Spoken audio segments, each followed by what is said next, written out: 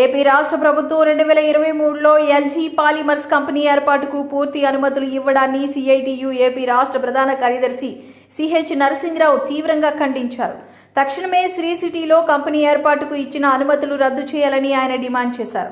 శనివారం జగదాంబ వద్ద సిఐటియు జిల్లా కార్యాలయంలో జిల్లా ఉపాధ్యక్షులు కెఎం కుమార్ మంగళంతో కలిసి నరసింహరావు పత్రికా విలేకరుల సమావేశం నిర్వహించారు. ఈ సందర్భంగా నరసింహరావు మాట్లాడుతూ ఎల్జీ పాలిమర్స్ ప్రమాదంపై రాష్ట్ర ప్రభుత్వం నియమించిన కమిటీలన్నీ ఏకగ్రీవంగా ఎల్జీ యాజమాన్యాన్ని తీవ్రంగా తప్పుపట్టాయి. 1986 నుండి అనుమతులు లేకుండా ఎల్జీ కంపెనీని దక్షిణ కొరియా యాజమాన్యం నడిపింది. కాలం ముగిసినా ట్యాంకులు వాడడం వలన స్టెరైన్ లీక్ అయి 12 మంది ప్రాణాలు బలిగొన్న రాష్ట్ర ప్రభుత్వానికి సిగ్గు లేకుండా మరలా అనుమతులు ఇవ్వడాన్ని వ్యతిరేకిస్తున్నాం.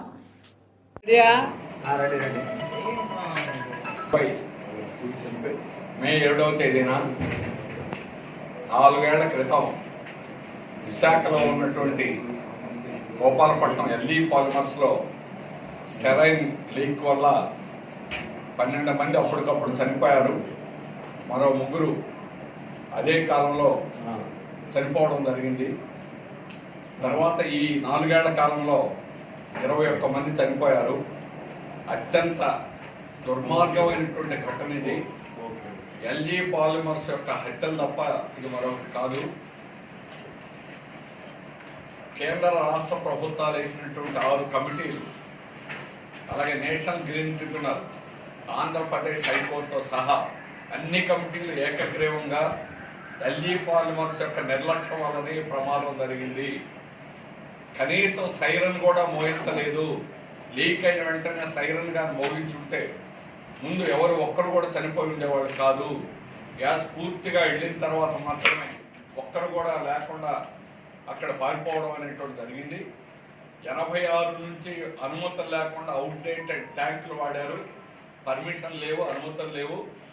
అన్ని కమిటీలు ఏకగ్రీవంగా యాజమాన్యం ఎల్జీ పాలిమర్స్ అత్యంత దుర్మార్గంగా కిరాతకంగా వ్యవహరించిందని నిర్ధారణలు, రిపోర్ట్లు అనేటువంటిది ఇచ్చాయి. 50 కోట్లు డిపాజిట్ చేయమని 50 కోట్లు డిపాజిట్ చేయించారు. హైకోర్టు దగ్గర నేషనల్ గ్రీన్ ట్రిబ్యునల్ ఆదేశం ప్రకారం, సుప్రీంకోర్టు యొక్క ఆదేశం ప్రకారం డబ్బులు ఉన్నాయి. కానీ ఈరోజు బాధితులు చనిపోతూ ఉన్నా దీర్ఘకాలికమైనటువంటి జబ్బులు వచ్చేటువంటి లక్షణాలు ఈ స్టెరైన్ గ్యాస్ ఉంటుంది. అందువల్ల దాని నుంచి కాపాడడానికి ఎటువంటి చర్యలు తీసుకోవాలి. అప్పటికప్పుడు మసిబూసి మారేడికాయ చేసినట్టుగా మంత్రులు, ఎమ్మెల్యేలు, ఎంపీలు బాధితులు ఇళ్లలో పడుకున్నట్టు, వాళ్ళ కోసం ఉన్నట్టు సూపర్ స్పెషాలిటీ హాస్పిటల్ పెడుతున్నట్టు, అలాగే హాస్పిటల్ అడావుడంతా చేశారు. అడావుడు చేశారు. కానీ వైసీపీ ప్రభుత్వం తర్వాత ఎటువంటి చర్యలు తీసుకోవడంలో అట్టర్ ఫెయిల్యూర్, ఘోరంగా విఫలమైనటువంటి చెందింది. ఈ 4 ఏళ్లలో ఎటువంటి చర్యలు తీసుకోలేదు. సూపర్ స్పెషాలిటీ కాదు కదా, పిహెచ్ కూడా పెట్టలేదు. ఒక డాక్టర్ కూడా లేరు అక్కడ. ఆ విధంగా పూర్తి నిర్లక్ష్యం రాష్ట్ర ప్రభుత్వం వ్యవహరించింది, దుర్మార్గంగా వ్యవహరించింది. ఇప్పటికైనా చర్యలు అనేటువంటి తీసుకోవాలి. సూపర్ స్పెషాలిటీ హాస్పిటల్ అక్కడ పెట్టాలని డిమాండ్ చేస్తున్నాం. కానీ ఈరోజు రాష్ట్ర ప్రభుత్వం ఏం చేసిందంటే ఇదే ఎల్జీ పాలిమర్స్ యాజమాన్యానికి శ్రీ సిటీ, ఈరోజు తిరుపతి జిల్లాలో శ్రీ సిటీలో మళ్ళా ఇదే కంపెనీకి అనుమతులు ఇచ్చి అక్కడ పెట్టడానికి ఇవ్వడం అనేది ఎల్జీ పాలిమర్స్ సన్మానం చేయడం తప్ప ఇంకోటి కాదు. ఇది దుర్మార్గమైనటువంటిది. తప్పుడు పనులు చేసి అనేక సంవత్సరాలు లైసెన్స్ లేకుండా, అలాగే అవుట్డేటెడ్ ట్యాంకులు వాడి ఇట్లాంటి ప్రమాదం చేసిన వాళ్ళని బ్లాక్ లిస్ట్లో పెట్టాలి. రాష్ట్రం లోపలికి అనుమతించకూడదు. వాళ్ళ మార్కెట్ అవుట్లెట్స్ని కూడా, ఎల్జీ మార్కెట్ అవుట్లెట్స్ని కూడా పనిచేయనివ్వకూడదు. కానీ ప్రభుత్వం వాళ్ళకి, రాష్ట్ర ప్రభుత్వం సన్మానం చేసినట్టుగా వాళ్ళకి అనుమతించింది. అక్కడ ఇప్పుడు 2023లో అనుమతులు ఇచ్చి పర్మిషన్ లైసెన్సులు ఇచ్చి అక్కడ ఎల్జీ నడపడానికి అనుమతులు ఇవ్వడం అనేటువంటి దుర్మార్గం, తప్పు. దీన్ని సిఐటి తీవ్రంగా ఖండిస్తున్నది. సూపర్ స్పెషాలిటీ హాస్పిటల్ ఇక్కడే పెట్టాలని చెప్పేసి డిమాండ్ చేస్తున్నాం. తర్వాత చనిపోయిన 3కి డబ్బులు ఇవ్వలేదు. ఈ రోజుకి కూడా ₹1 కూడా ఇవాళ 12 మందికి ఆ రోజు చనిపోయిన వాళ్ళకి ఇచ్చారు. తర్వాత వారంలో చనిపోయిన వాళ్ళు, ఆ 10 రోజుల్లో, 6 నెలల్లో చనిపోయిన వాళ్ళు, అలాగే పోస్ట్ మార్టం రిపోర్ట్లో కూడా దీని అవకాశాలు ఉన్నాయని రిపోర్ట్ ఇచ్చినా కూడా దాన్ని కూడా నిర్లక్ష్యం చేసి ఈ రోజుకి కూడా వాళ్ళకి ₹1 కూడా నష్టపరిహారం ఇవ్వాలి. ఆ 3కి కూడా నష్టపరిహారం ఇవ్వాల్సిన బాధ్యత ఉంది. దీని మీద మా సిఐటి అంతర్జాతీయ సంస్థలతో ఎన్రో అనేటువంటి ఏషియన్ నెట్వర్క్తో ప్రతి ఎన్విరాన్మెంటల్ నెట్వర్క్తో ప్రతి నెల కూడా ఆన్లైన్ మీటింగ్లు జరుపుతుంది.